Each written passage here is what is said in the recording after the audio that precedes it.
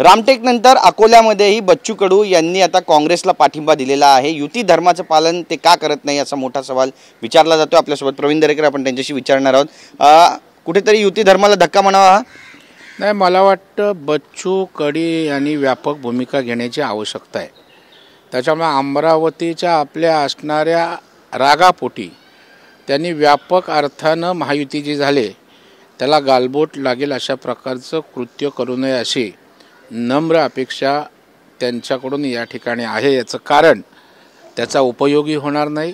लोक मोदी साहेबांच्या हातामध्ये तिसऱ्यांदा देशाचं पंतप्रधानपद द्यायला त्या ठिकाणी सज्ज आहेत।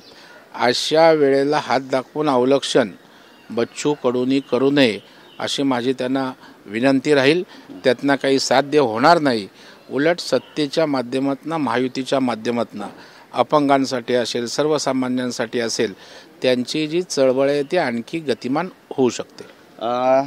शिवाजीराव मोघेंनी आरोप केलेला आहे चंद्रपुरामध्ये सुधीर मुनगंटीवार यांचा प्रचार रथ रोखला म्हणून सरपंचावर गुन्हा दाखल करण्यात आला। याकडे कसं पाहता?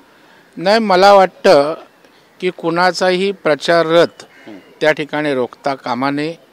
लोकशाहीमध्ये प्रत्येकाला प्रचार करण्याचा अधिकार आहे। प्रत्येकजण जाऊन त्या ठिकाणी प्रचार करू शकतो आणि मला वाटतं आपली भूमिका आपले विचार त्या ठिकाणी निवडणुकीच्या माध्यमातून मांडायचे असतात। त्याच्या कुठल्याही गोष्टीचं कोणी राजकारण करू नये। जनतेच्या दरबारात जावं, न्याय मागावा, जनता योग्य ते ठरवत असते। अर्चना पाटलांना प्रश्न विचारण्यात आला की धाराशिवमध्ये जाऊन तुम्ही राष्ट्रवादीचा प्रचार करणार का? यावर ते म्हणतात की मी महायुतीची उमेदवार आहे, मी त्या ठिकाणी कशाला जाऊ? त्यामुळे जे गट निर्माण झालेले त्यामुळे कुठेतरी संभ्रमाचं वातावरण आता तयार होतं असं म्हणावं का? मी कुठे जाऊ म्हणजे त्या उमेदवार आहेत ना तिथल्या, त्याच्यामुळे त्या राष्ट्रवादीच्या घड्याळ चिन्हावर लढणार आहेत।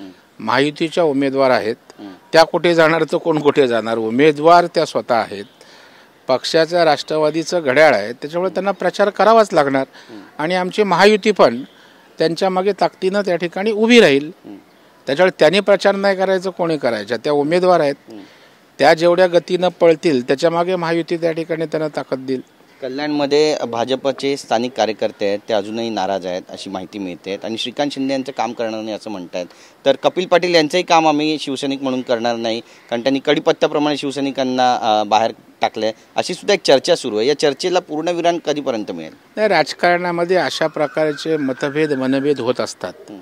चर्चाही आपल्या माध्यमातून मोठ्या प्रमाणावर दाखवल्या जात असतात, परंतु प्रत्यक्षामध्ये शिंदे साहेब असतील, फडणवीस साहेब असतील, अगदी अजितदादासुद्धा एकत्रितपणे मोदी साहेबांसाठी काम करतायत। आमचे त्या ठिकाणचे स्थानिक नेते रवींद्र चव्हाण हे सक्षम आहेत, ते समजूतही त्या ठिकाणी सगळ्यांचे घालतायत आणि त्याच्यामुळं कल्याण असेल भिवंडी असेल दोन्ही पक्षाचे कार्यकर्ते एकमेकांचं मनापासून काम करतील। आता त्यांच्या भावना आहेत, त्यांनी प्रकट पण करायच्या नाहीत असं आपण कसं म्हणू शकतो? सिंधुदुर्गामध्ये भाजपकडून प्रचाराचा नारळ फुटला आहे का? कारण जागा अजूनही घोषित झाली नाहीये, राणे सभेचा धडाका लावतात, त्यामुळे कुठेतरी संभ्रमाचं वातावरण आहे असं वाटतं तुम्हाला? नाही, भारतीय जनता पार्टीचे कार्यकर्ते माननीय राणे साहेबांच्या संदर्भात त्या ठिकाणी ते उमेदवार असावेत, भारतीय जनता पार्टीचं कमळ कोकणात त्या ठिकाणी फुलावं ही त्यांची भावना आहे आणि त्याच्यामुळे आपला नेता जर त्या ठिकाणी निवडणुकीच्या दृष्टीनं महायुती भाजप म्हणून त्या ठिकाणी निवडणुकीत भाग घेत असेल तर स्वाभाविकपणे आपल्या पक्षाचे कार्यकर्ते त्या नेत्याच्या मागे ताकदीनं उभेच राहणार, याविषयी दुमत असायचं काही कारण नाही। एकनाथराव खडसे हे भाजपमध्ये येत आहेत। एक शेवटचा प्रश्न, एकनाथराव खडसे भाजपमध्ये येत आहेत आणि त्यामुळे आता रोहित पवारांनी टीका केली की जसं केजरीवालांना अटकलं तसंच काहीतरी फायली त्यांच्या पण काढल्या असतील आणि म्हणून ते भीतीपोटी येत असावे अशी शंका निर्माण करतायत, काय म्हणावं? मला वाटतं रोहित पवार अजून बच्चू आहेत, त्यांनी खडसे साहेबांवर किंवा एवढ्या मोठ्या राणा भीमदेवी थाटामध्ये वल्गना करण्याची आवश्यकता नाही। खडसे साहेब मोठे नेते आहेत, मॅच्युअर्ड नेते आहेत, आत्मपरीक्षण करा ना, तुमच्याकडे का ते टिकत नाहीत आणि भाजपमध्ये का जायला त्या ठिकाणी ते इच्छुक आहेत। आणि त्याच्यामुळे मला वाटतं रोहित पवार यांनी सुप्रिया ताईंची जी त्या ठिकाणी घसरण या निवडणूक होताना दिसते ती वाचवण्याचा प्रयत्न करावा। त्यांनी त्या ठिकाणी राज्याचा नेता बनण्यापेक्षा, शरद पवार आजच बनण्यापेक्षा मला वाटतं त्याच्या जामखेड मतदारसंघामध्ये पुन्हा विधानसभेला निवडून येतील का याची चिंता करावी मला वाटतं पायाखालचं सोडून दुसरीकडे ते बघण्याचा प्रयत्न करतायत, पण त्यांना हे माहीत नाही की तुमच्या पायाखालची जमीन घसरली, पहिले ती नक्की आणि नीट करा, मग खडसे साहेब आणि सगळ्या तत्त्वाच्या गोष्टी आपण करा.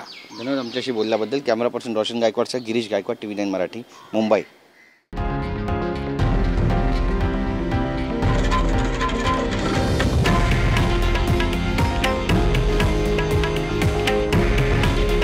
हे आहे देशातील नंबर 1 न्यूज नेटवर्क आणि आपण पाहत आहात TV9 मराठी. काळजी तुमची, हित महाराष्ट्राचं.